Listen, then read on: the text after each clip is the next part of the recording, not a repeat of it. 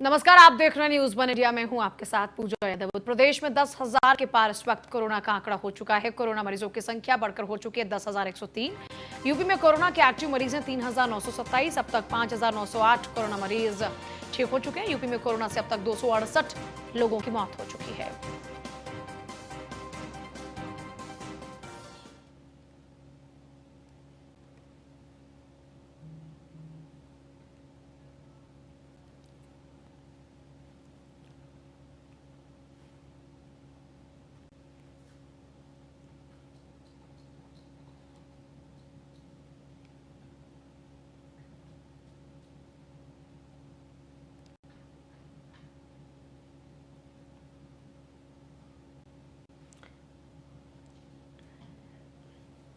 देखिए, उत्तर प्रदेश में कोरोना से अब तक 268 लोगों की मौत हो चुकी है। यूपी में 10,000 के पार इस वक्त कोरोना मरीज हैं। यूपी में कोरोना मरीजों की संख्या बढ़कर हो चुकी है 10,103। कोरोना के एक्टिव मरीज हैं 3,927। अब तक 5,908 मरीज ठीक हो चुके हैं।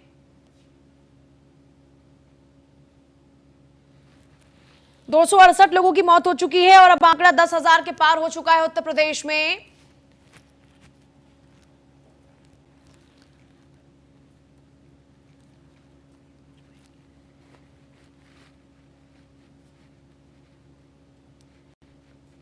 पुष्कर बिहार से, एसके वाजपेयी लखनऊ से, अश्विनी निगम कानपुर से जुड़ चुके हैं मेरे 3 सहयोगी हमारे साथ में। एक बार लखनऊ का हम रुख कर लेते हैं। एसके, उत्तर प्रदेश में आंकड़ा 10,000 के पार हो चुका है, जो कि चिंता का इस वक्त विषय है।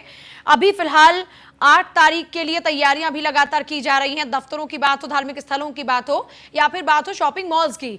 अब लगभग ये देखने को मिल रहा है कि जिंदगी अब थोड़ी स्मूथ होगी, लेकिन मुख्यमंत्री ने यह भी स्पष्ट किया है कि यह स्वतंत्रता नहीं है।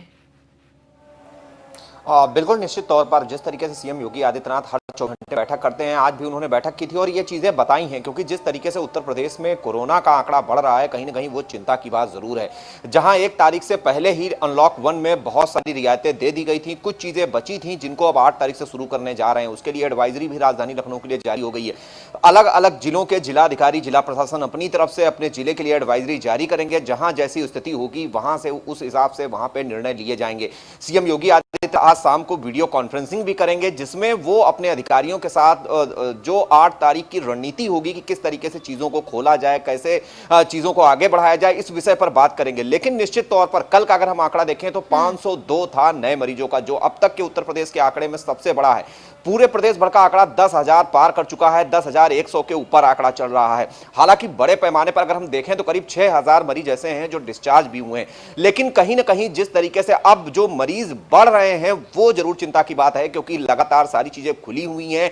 पहले लॉक था तो लोग बाहर नहीं निकल पा रहे थे, एक दूसरे से नहीं मिल पा रहे थे, लेकिन हम कहीं ना कहीं अब जैसे चीजें आगे बढ़ती जा रही हैं तो जरूर ये चिंता की बात है कि आंकड़ा बढ़ रहा है, मरीज बढ़ रहे हैं और चीजें खुल रही हैं, तो जरूर चिंता की बात है। खासतौर पर अब शॉपिंग मॉल्स भी खुलेंगे, धार्मिक स्थल भी खुलेंगे। हालांकि उनके लिए एडवाइजरीज जरूर जारी की गई, लेकिन जिस तरीके से आंकड़े बढ़े हैं, किसी को देखकर यह नहीं बताया जा सकता है कि उसके अंदर कोरोना का संक्रमण है या नहीं।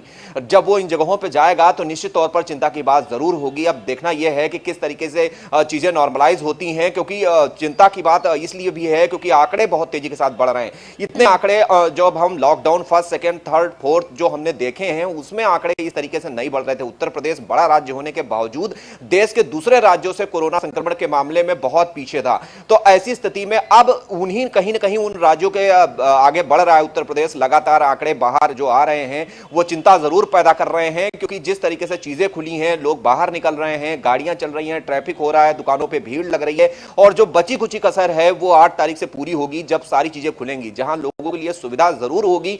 लेकिन आशंका भी इस चीज की रहेगी कि अगर संक्रमित व्यक्ति भीड़ में आता है तो कितनी चिंता की बात सबके लिए है। क्योंकि अगर हम उत्तर प्रदेश के सिनेरियो को देखें तो हॉस्पिटल्स में भीड़ है, क्योंकि जो लगातार ऑपरेशंस हैं या बाकी चीजें हैं, सामान्य ओपीडी को छोड़कर बाकी सारी चीजें वहां भी शुरू हो चुकी हैं। तो कहीं ना कहीं वहां पर भी भीड़ है, और अब जब अगर आंकड़े बढ़ते हैं तो निश्चित तौर पर चिंता की बात जरूर होगी। खासतौर पर बड़े पैमाने पर लोगों को इलाज अगर उपलब्ध कराना पड़ता है तो उसको लेकर सरकार जरूर रणनीति तैयार कर रही है। लेकिन फिर मैं यही कहूंगा कि आखिरकार लोगों को इसके लिए जागरूक होना पड़ेगा, लोगों को अपनी जिम्मेदारी समझनी पड़ेगी, क्योंकि अभी तक इसका कोई इलाज नहीं है। जी चलिए मैं आपके पास वापस लौटते एक बार बिहार का रुख कर लेते हैं। पुष्कर वहां से लगातार बने।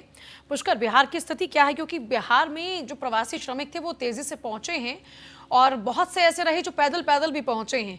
तो ऐसे में बिहार में बहुत तेजी से संक्रमण फैला है और सरकार के जो प्रयास रहे वो बहुत नाकाफी नजर आए हैं। तो क्या कुछ स्थिति बनी हुई है फिलहाल वहां? देखिए, ऐसा है कि बिहार में अभी की जो स्थिति है, लगभग 5,000 का आंकड़ा बिहार में भी पहुंचने वाला है।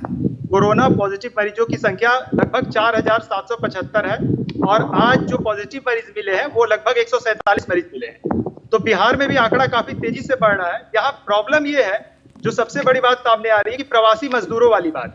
बिहार और यूपी दो ऐसे स्टेट है जहाँ के मजदूर हर जगह जाके काम कर रहे हैं। श्रमिक हर जगह बैठे हुए, हर जगह जाके काम कर रहे हैं। वहां से आने के बाद उन लोगों का एक जो बोला जाता है कि विधि पूर्वक व्यवस्था नहीं किया गया। अब तो क्वारंटाइन सेंटर भी खत्म हो रहे हैं। तो ये बहुत बड़ी बात हो जाएगी बिहार के लिए कि श्रमिक मजदूर जो कि मतलब आए हुए हैं और अब तो गांव गांव में जा रहे हैं, तो गांव गांव में भी फैलने का डर कोरोना का लगा हुआ है।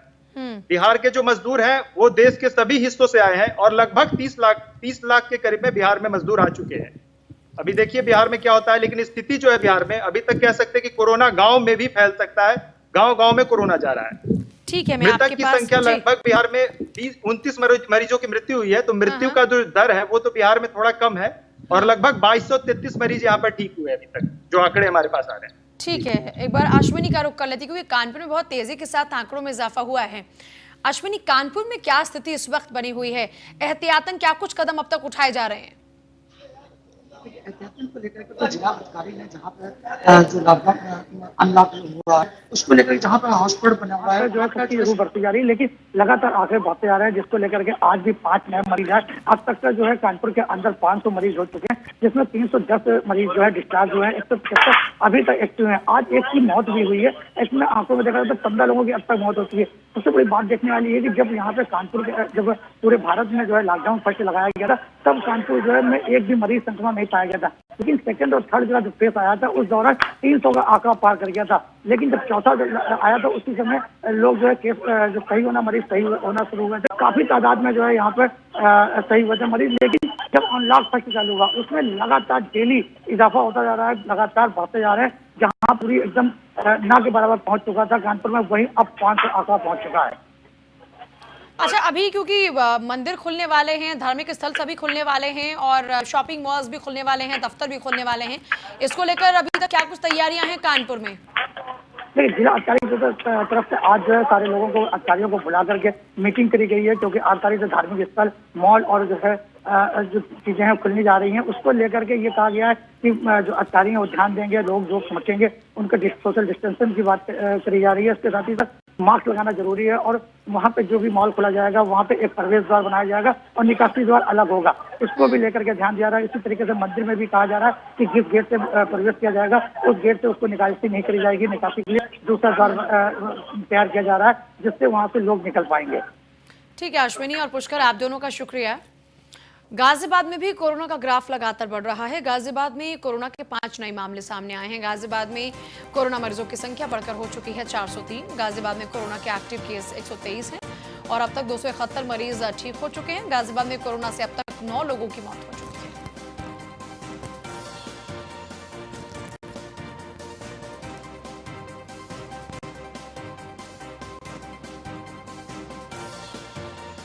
देखिए, गाजियाबाद में भी आंकड़ों में इजाफा हो रहा है। हम पूरे राज्य भर में इस वक्त कहां कौन से जिले प्रभावित है वो तो आपको बता रहे हैं, लेकिन इस बीच गाजियाबाद जो कि बिल्कुल दिल्ली से सटा हुआ है, ऐसे में गाजियाबाद के अंदर क्या कुछ आंकड़े वो आपको बता रहे हैं। कोरोना के नए 5 मामले सामने आए हैं गाजियाबाद के अंदर ही। गाजियाबाद में कोरोना मरीजों की संख्या बढ़कर हो चुकी है 403 और एक्टिव केस है 123। गौरव भी जुड़ गए गाजियाबाद से हमारे साथ में। गौरव, गाजियाबाद में 271 आंकड़ा इस वक्त हो चुका है और अब क्योंकि गाजियाबाद के अंदर भी तमाम जो इंडस्ट्रीज हैं उनको मंजूरी मिल चुकी है, शॉपिंग मॉल्स को मंजूरी मिल चुकी है, 8 तारीख को खुलने को लेकर दफ्तरों को मंजूरी मिल चुकी है। अभी तक प्रशासनिक स्तर पर क्या कुछ तैयारियां हैं, क्योंकि गाइडलाइंस तो लगभग जारी हो चुकी हैं? जी बिल्कुल, देखिए यदि बात करें गाजियाबाद की तो गाजियाबाद में अभी जिलाधिकारी बताया कि लगभग शाम को 6 बजे करीब एक वीडियो कॉन्फ्रेंसिंग होनी है और उसके बाद ये दिशा निर्देश जारी किए जाएंगे कि किस तरीके से मॉल खोले जाएंगे, मंदिरों को खोला जाएगा, या गाइडलाइंस पर किस तरीके से टाइमिंग रहेगी, किस तरीके से उनपे काम किया जाएगा। ये सारा का सारा वीडियो कॉन्फ्रेंसिंग की बात है। लगभग 6 बजे के बाद ही गाजियाबाद के जिलाधिकारी अजय शंकर पांडे क्लियर कर पाएंगे कि वो किस तरीके से गाजियाबाद में छूट देने वाले हैं मॉलों को, मार्केट्स को या मंदिरों को। तो सबसे बड़ी चीज है कि पूरा का पूरा दारोमदार केवल और केवल जो मॉल, जो 6 बजे वीडियो कॉन्फ्रेंसिंग होनी है उस पर उन्होंने बताया है। जी अच्छा, इसके अलावा गाजियाबाद में किस तरह के हालात नजर आ रहे हैं, क्योंकि कल के मुकाबले में आज तो आंकड़ा कम आया है?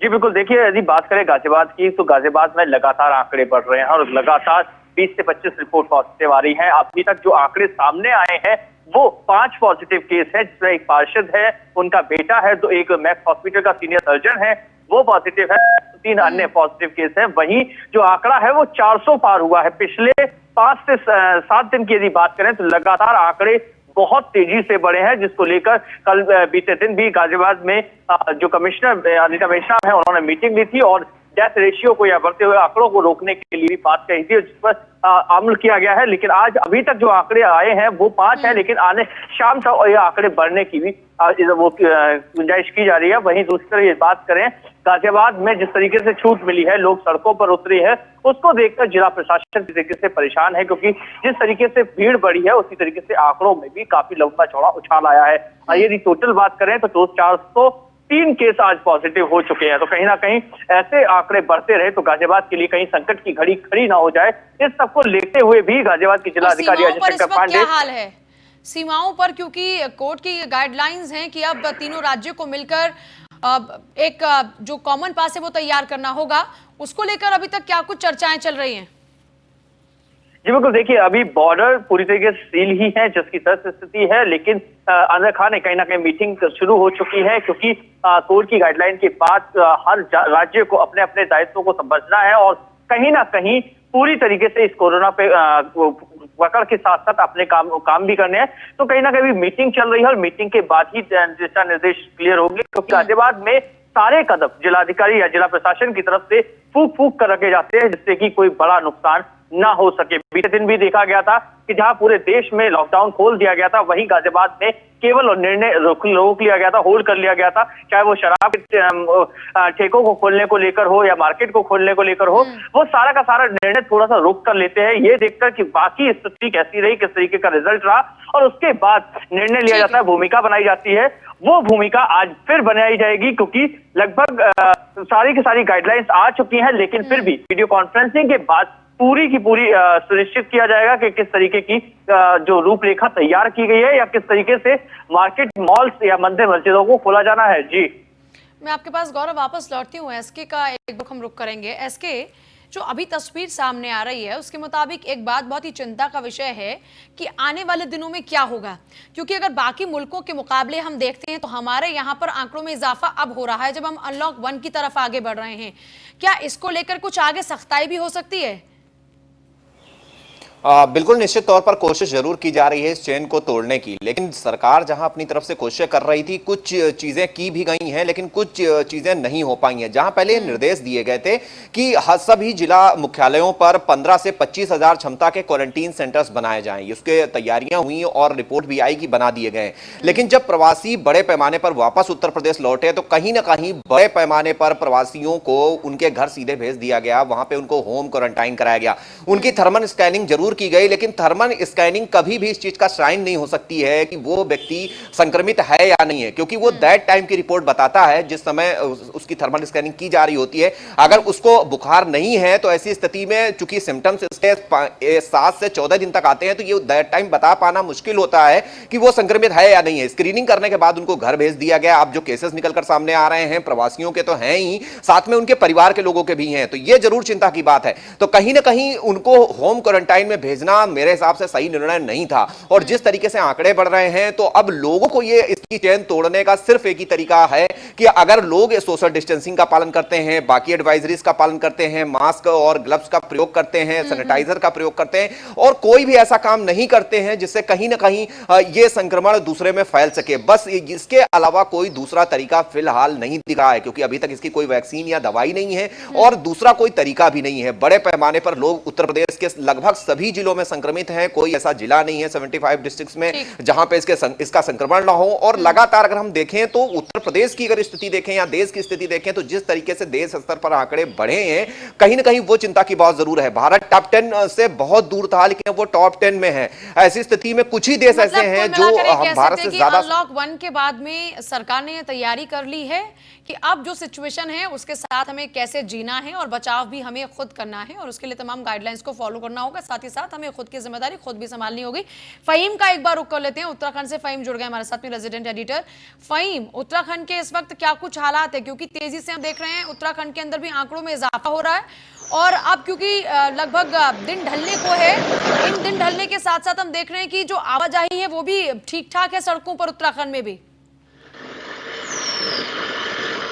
पूजा, देखिए जो आवाजाही आप देख रहे हैं मेरे पीछे, ये ना के बराबर है इस रोड के हिसाब से, क्योंकि हरिद्वार की रोड है, सीधे हरिद्वार जाती है, आगे थोड़ा सा एक बैंड है, उसके बाद सीधे हरिद्वार जाते। तो यहाँ पर आज चूंकि साप्ताहिक बंदी 2 दिन की रखी है सरकार ने, शनिवार और रविवार, और साप्ताहिक बंदी ना कह करके इसको लॉकडाउन कहेंगे सप्ताह में 2 दिन, क्योंकि आज केवल जो लॉकडाउन में आवश्यक सेवाएं थी उनको छूट थी, यानी स्वास्थ्य सेवा थी, मेडिकल से जुड़ी सेवाएं थी, या फिर डेयरी प्रोडक्शन, या फिर जो आवश्यक खाद्य वस्तु, उनको छोड़ करके लॉकडाउन है आज एक तरीके का।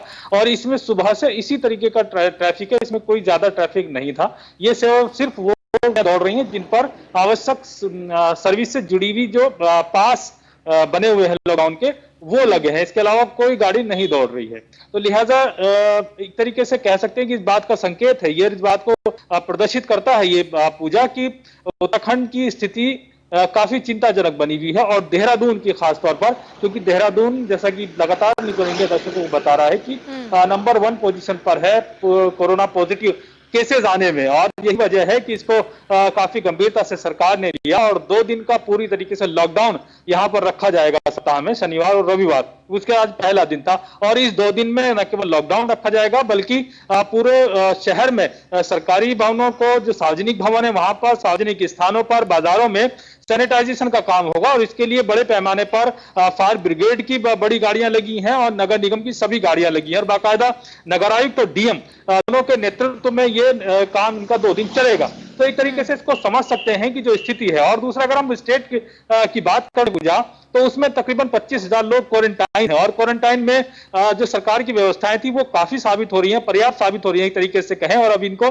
बढ़ाया जा रहा है। और एक और कदम उठाने जा रही है सरकार कि जो होटल्स हैं और उनको कोविड के पेशेंट्स हैं उनके इलाज के लिए, जो अगर प्राइवेट अस्पताल या प्राइवेट सेवा में रहकर इलाज कराना चाहते हैं तो उसके विकल्प पर भी विचार हो रहा है। इसको लेकर के स्वास्थ्य विभाग प्रस्ताव तैयार कर रहा है, आने वाले दिनों में ये भी देखने को मिल सकता है। लेकिन इतना जरूर है, इन सारी तैयारियों और सारी कवायद के बावजूद भी कोरोना पॉजिटिव केसेस लगातार बढ़ रहे हैं। हर दिन हम देख रहे हैं कि 2 से 4 क्षेत्र नए कंटेनमेंट जोन में जा रहे हैं, इससे अलग अलग जो कार्रवाइयां वो भी हो रही हैं। तो कहीं ना कहीं चिंता का सबब जरूर है, और आने वाले दिनों में हो सकता है कि और थोड़ा सा इस तरफ ये आंकड़ा बढ़ता रहे, इसलिए सरकार के सामने भी बड़ी चुनौती है। जी पूजा।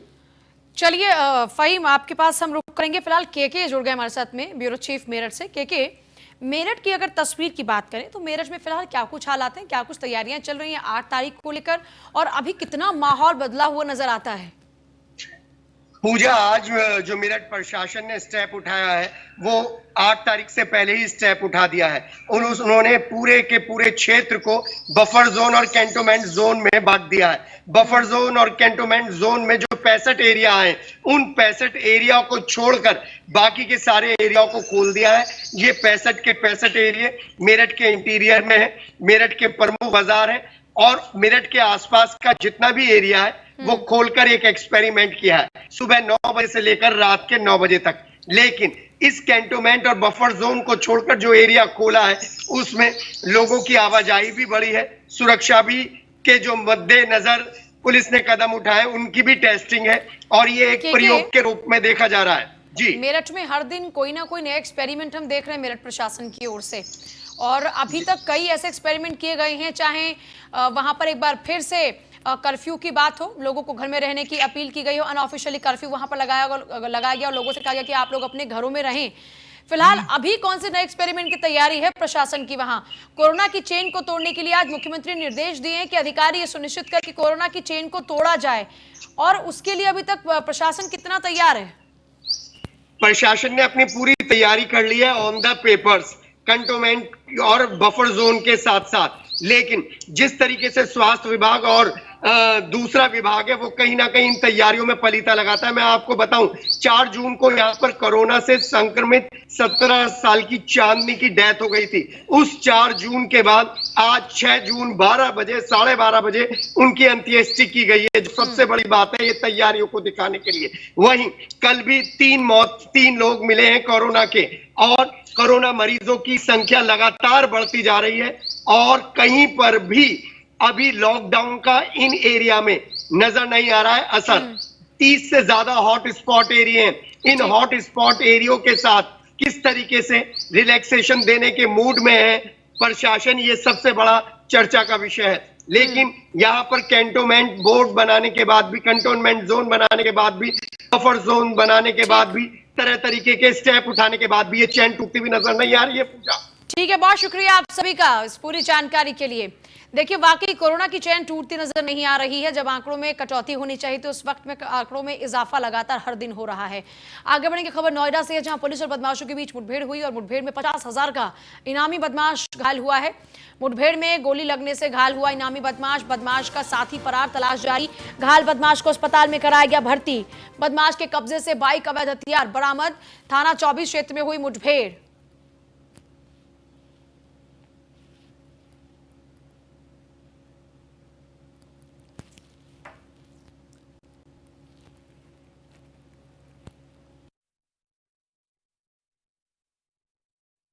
देखिए, अभी सामने चेकिंग कर रही थी, यहाँ जो ये स्पाइस मॉल है उसके पास 2 बाइक सवार इधर से आ रहे थे, उनको रोकने का प्रयास किया गया। दोनों सटीक लग रहे थे, उसमें दोनों भागे और उसमें से एक ने पुलिस की पार्टी में फायर किया। क्रॉस फायरिंग हुई, उसमें एक वो घायल हुआ और यही गिर पड़ा जहाँ हम लोग खड़े हैं। ये बेसिकली इसको तत्काल हम लोगों ने हॉस्पिटल भिजवाया। पूछताछ में इसने अपना नाम मुजम्मिल बताया है। ये 50,000 रुपये का इनामिया है और ये यहाँ पे जो घटना 13 फरवरी को ज्वेलरी लूट की हुई थी सेक्टर 12 में, तो उसका एक मुलजिम था और ये भारत चीन के बीच कमांडर स्तर की बातचीत खत्म हो चुकी है। चीन के मोल्डो में हुई कमांडर स्तर की बातचीत, एलएसी विवाद पर हुई दोनों ही देशों के बीच बातचीत। करीब 5 घंटे तक कमांडर स्तर पर बैठक चली।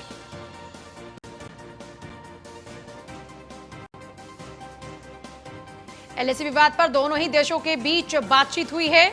करीब 5 घंटों तक चली है कमांडर स्तर पर ये बातचीत। लगातार बढ़ते तनाव को देखते हुए अब फिर से बातचीत अब खत्म हो चुकी है। जो शुरू हुई थी भारत चीन के बीच कमांडर स्तर की बातचीत की जानकारी हम आपको दे रहे थे।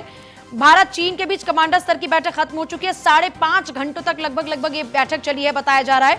और डॉक्टर दिग्विजय जुड़ गए हमारे साथ में, एग्जीक्यूटिव एडिटर। दिग्विजय, 5.5 घंटे की लगभग बातचीत में अभी तक क्या कुछ तथ्य सामने आ रहे, क्या कुछ रहा है? देखिए, अभी तक जो है भारत और चाइना के बीच में जो मोल्डो में बात हुई है, जो बातें हो रही हैं उसमें यह है कि भारत जो 5 पिछले समझौते हुए हैं, पिछले सीमा विवाद को हल करने के लिए, भारत इस बार मीटिंग में यही का अंदाजा लगाया जा रहा है कि इसमें भारतीय पक्ष ने उन्हीं 5 समझौतों का हवाला दिया होगा और ये कहा होगा कि इसके बेस पर हम कैसे एक्चुअल लाइन ऑफ कंट्रोल पर जो है वो शांति व्यवस्था बनाए रख सकते हैं। दूसरी तरफ चाइना जो है वो हमेशा से अपने ऐतिहासिक नक्शे को लेकर चलता है और वो ये दावा करता है कि नहीं, वो पूरा वो इलाका ही उसका है और भारतीय क्षेत्र में जो भी गतिविधि हो रही है उसके लिए चाइना से परमिशन लेनी पड़ी थी। तो अभी चाइनीज पक्ष का क्या रुख रहा है, ये बातें अभी धीरे धीरे बाहर आएंगी। अभी तुरंत मीटिंग खत्म हुई ही है, लेकिन ये तो तय है कि भारत ने पिछले 5 समझौतों का जो है वो हवाला दिया होगा और उसके जरिए ही जारी जो सीमा गतिरोध है उसको खत्म करने की बातचीत की होगी और साथ में एक कूटनीतिक स्तर से एक और माध्यम बातचीत का खोलने के लिए भी जो है वो भारतीय पक्ष ने जो है इसमें जोर रखा होगा। पूजा, ठीक है, बहुत ही शुक्रिया आपका। देखिए, भारत चीन के बीच विवाद आखिरकार है क्या? भारत और चीन के बीच 3,488 किलोमीटर लंबी एक सीमा है। यह सीमा जम्मू कश्मीर, उत्तराखंड, हिमाचल प्रदेश, सिक्किम, अरुणाचल प्रदेश से होकर गुजरती है। पूरी जो ये सीमा है वो 3 क्षेत्रों में बटी हुई है। पश्चिमी सेक्टर यानी कि जम्मू कश्मीर, मध्य क्षेत्र यानी कि हिमाचल प्रदेश, उत्तराखंड और पूर्वी सेक्टर यानी कि सिक्किम और अरुणाचल प्रदेश। मौजूदा विवाद पश्चिमी क्षेत्र के 2 इलाके में, ये इलाके हैं गैलबान घाटी और पेंगोंग झील से सटा फिंगर एरिया। इसी को लेकर पूरा का पूरा विवाद है। और चले इसी के साथ फिलहाल इस बुलेटिन में इतना ही, लेकिन आगे भी खबरों का सिलसिला लगातार जारी है, तो बने रहिए हमारे साथ। नमस्कार।